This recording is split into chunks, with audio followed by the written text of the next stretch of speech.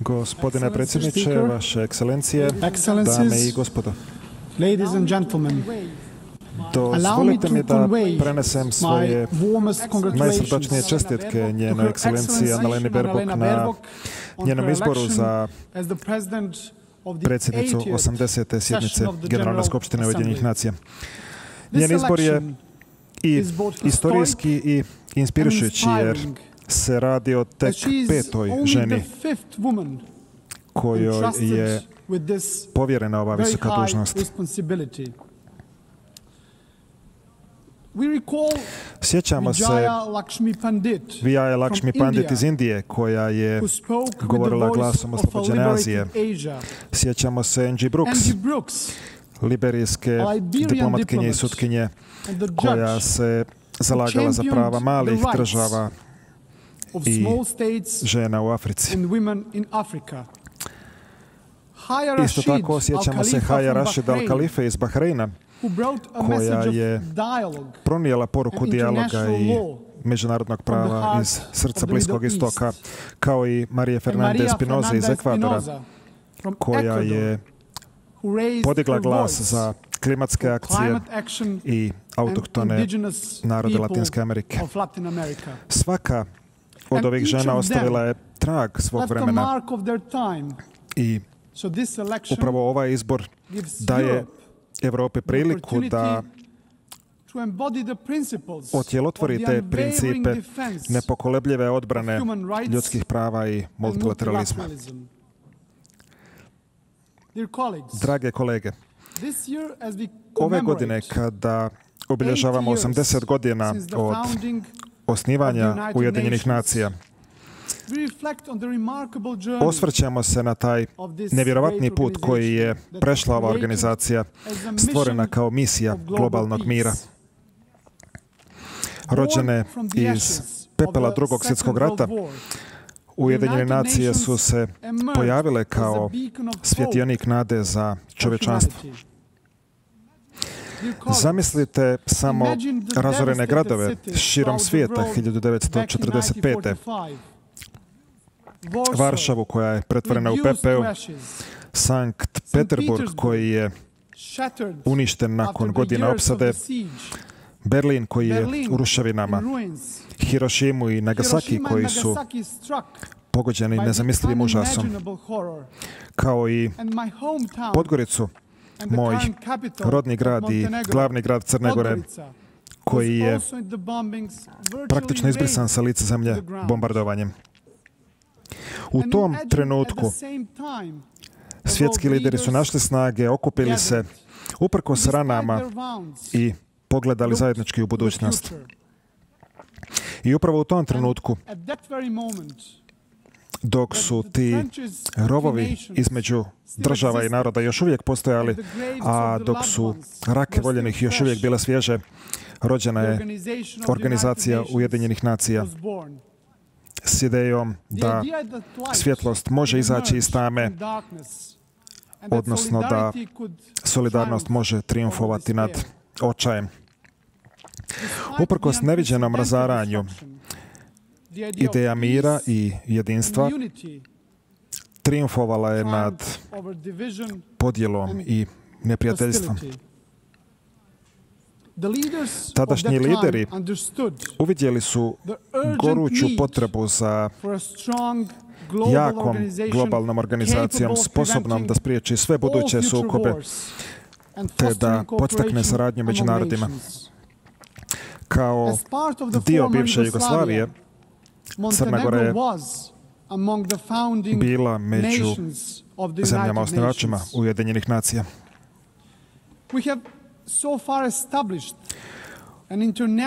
Uspostavili smo na tom putu međunarodni sistem koji promoviše mir, podržava globalni poredak zasnovan na pravilima, štiti ljudska prava i podstiče održivi razvoj.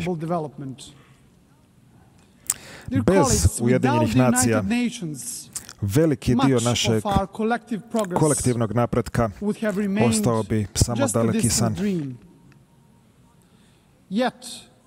Pa ipak, nakon čitavih 8 decenija, moramo priznati i otrežnjujuću istinu da odsustvo svjetskog rata nije uvijek značilo i prisustvo istinskog mira i prosperiteta u svijetu. Danas je multilateralizam na ispitu kao nikada ranije, a svijet u kome živimo suočen je s razornim sukobima, rastućom polarizacijom, teškim kršenjima ljudskih prava, dubokim ekonomskim nejednakostima kao i štetnim širenjem dezinformacija. Svi ti izazovi podsjećaju nas na jednu suštinsku činjenicu. Ne možemo sebi priuštiti marginalizaciju Ujedinjenih nacija, niti ignorisanje međunarodnog prava. Sada, više nego ikad, moramo obnoviti svoju posvećenost temeljnim principima povelje Ujedinjenih nacija, jer uprkos svojim nesavršenostima Ujedinjene nacije ostaju jedina globalna organizacija u kojoj svaka država ima sjedište i gdje međunarodno pravo ostaje temelj legitimiteta. To je ono što Ujedinjene nacije čini nezamjenjivim. Dame i gospodo, od obnove nezavisnosti 2006. godine Crna Gora je radila ruku pod ruku s Ujedinjenim nacijama na sprovođenju reformi u oblastima održivog razvoja, ljudskih prava i dobrog upravljanja, a u skladu s našim težnjama za članstvom u Europskoj uniji. Sljedeće godine s ponosom ćemo obilježiti 2 decenije od obnove naše nezavisnosti kao i 2 decenije našeg članstva u Ujedinjenim nacijama. Tokom tih 20 godina Crna Gora se razvila u modernu demokratiju, a ta transformacija ogleda se i u našoj ekonomiji koja je stabilno rasla, vođena ključnim sektorima kao što su turizam i energetika. Naša otpornost testirana je globalnim krizama, ali Crna Gora ostaje čvrsto posvećena izgradnji ekonomije zasnovane na znanju koja potiče održivi razvoj i doprinosi regionalnoj stabilnosti i prosperitetu. Posvećenost Crne Gore Ujedinjenim nacijama i multilateralizmu ostaje kamen temeljac naše vanjske politike u potpunom skladu s našim evropskim i euroatlantskim ambicijama, odnosno putevima i posvećenošću dobrosusjedskim odnosima i regionalnoj saradnji. Sa već ostvarenim članstvom u NATO savezu kao stubom naše bezbjednosti, naš strateški cilj sada je na priključivanju Europskoj uniji do 2028. što je, drage kolege, ambiciozan cilj, ali cilj koji je na dohvat ruke. Kao najnaprednija zemlja kandidat za članstvo u Europskoj uniji, Crna Gora ostaje nepokolebljiva u sprovođenju strukturnih reformi i u potpunosti je usklađena sa zajedničkom vanjskom i bezbjednosnom politikom Europske unije. Uvjereni smo da je integracija u Europsku uniju katalizator trajnog napretka, stabilnosti i na kraju bezbjednosti čitavog europskog kontinenta. U tom procesu Crna Gora nije samo korisnik, već je i pružalac doprinosa, čime pokazuje da proširenje jača Europsku uniju koliko i zemlje kandidate. Vaše ekscelencije, da bismo osnažili multilateralizam, moramo se suočiti i s njegovim slabostima. Savjet bezbjednosti sve je više paralizovan i nesposoban da ispuni svoj mandat primarnog čuvara mira i bezbjednosti. Najnoviji primjer za to je rat u Ukrajini, koji je narodu te zemlje donio nezamislivo patnje. Crna Gora pozdravlja nedavne diplomatske napore međunarodne zajednice na čelu sa Sjedinjenim Američkim Državama u pravcu postizanja pravednog i trajnog mira. Iskreno se nadamo da će ti napori i uspjeti. U isto vrijeme, Crna Gora je duboko zabrinuta zbog sve dublje humanitarne krize i patnje palestinskog naroda u Gazi. Pozivamo na hitan prekid vatre.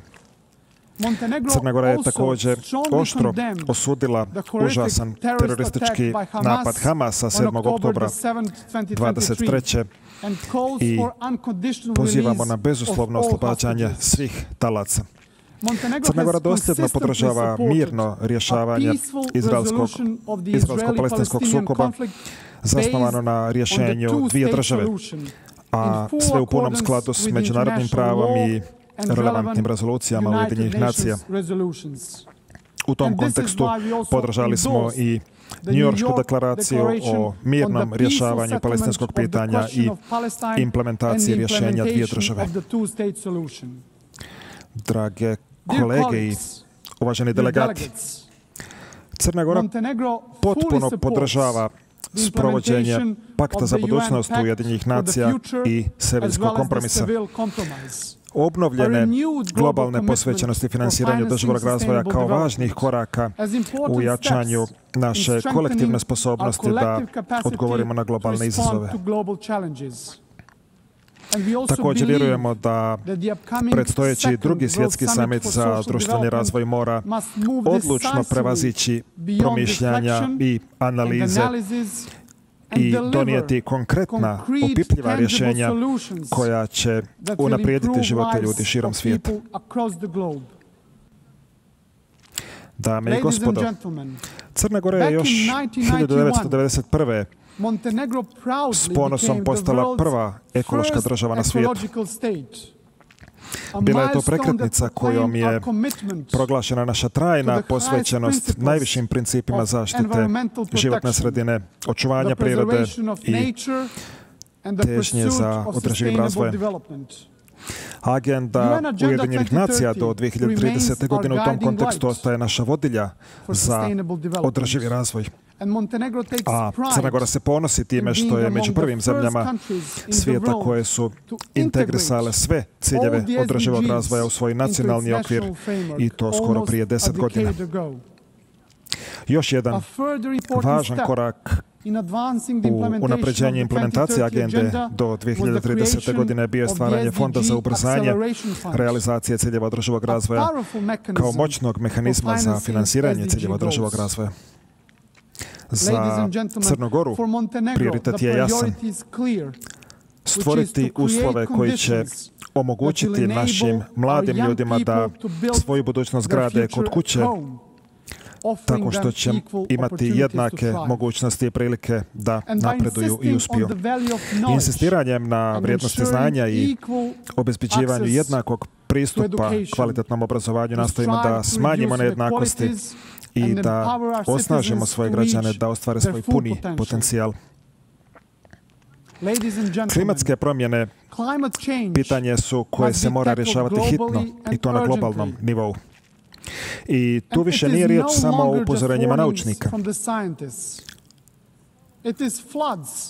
Govorimo o poplavama koje gutaju sela i gradove, o požarima koji uništavaju šume, polja i domove.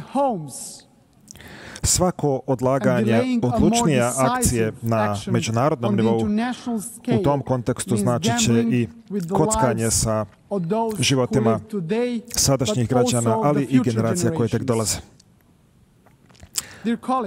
Brze tehnološke promjene, a naročito uspon vještačke inteligencije, moraju se iskoristiti na siguran, odgovoran i inkluzivan način. Tehnologija treba da bude dar evolucije čovječanstvu, razvijena, zasnovana na i vođena društvenom odgovornošću, služeći većem dobru.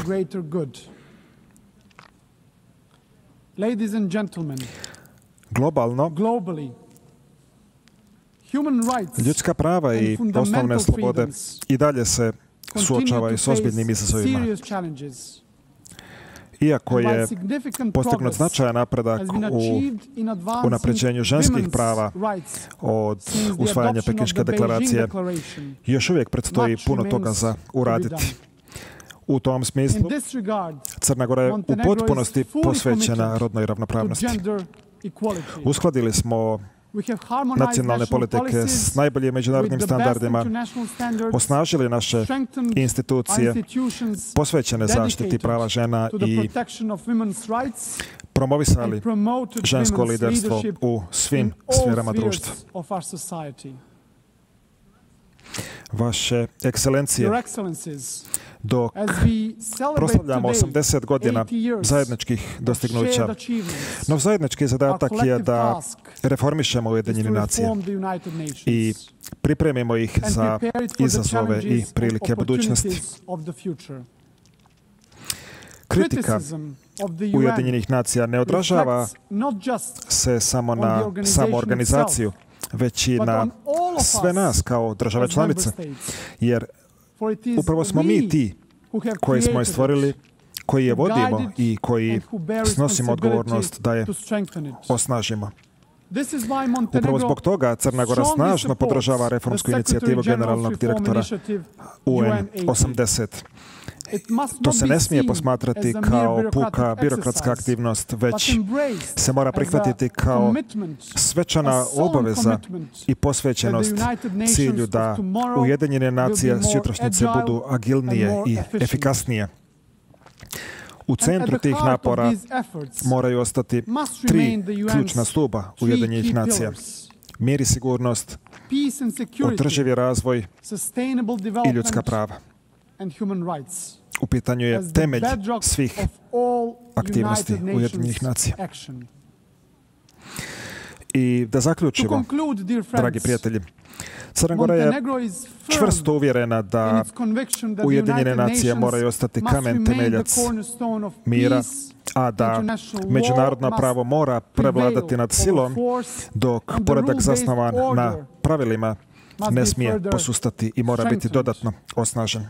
Jer bez ovih principa ne može biti povjerenja među državama i neće biti istinske bezbjednosti niti nade za pravedan i trajan mir u svijetu. Dozvolite da na kraju podijelim i citat najpoznatijeg pisca iz našeg dijela svijeta i Nobelovca Iva Andrića, koji u svom remek dijelu Na Drini ćuprija piše: od svega što čovjek u životnom nagonu podiže i gradi, ništa nije u mojim očima bolje i vrijednije od mostova. Oni su važniji od kuća, sveti jer opšti od hramova. Ova bezvremenska istina podsjeća nas da mostovi nisu samo građevinske strukture, već strukture mira. Dijalog je taj koji gradi mostove i narodi ka miru mogu ići samo preko mostova. Naš zadatak stoga nije da budemo pasivni nasljednici istorije, već da budemo aktivni graditelji boljeg nasljeđa za buduće generacije. I u tom duhu neka narednih 80 godina Ujedinjenih nacija ne budu godine oklijevanja, već godine hrabrosti i solidarnosti. Vođena ovim vrijednostima, Crna Gora će nastaviti da gradi mostove, jača dijalog i neumorno radi na budućnosti, stabilnosti, napretka i zajedničkog uspjeha. U potpunosti u skladu sa samim duhom i misijom Ujedinjenih nacija. Hvala vam na pažnji.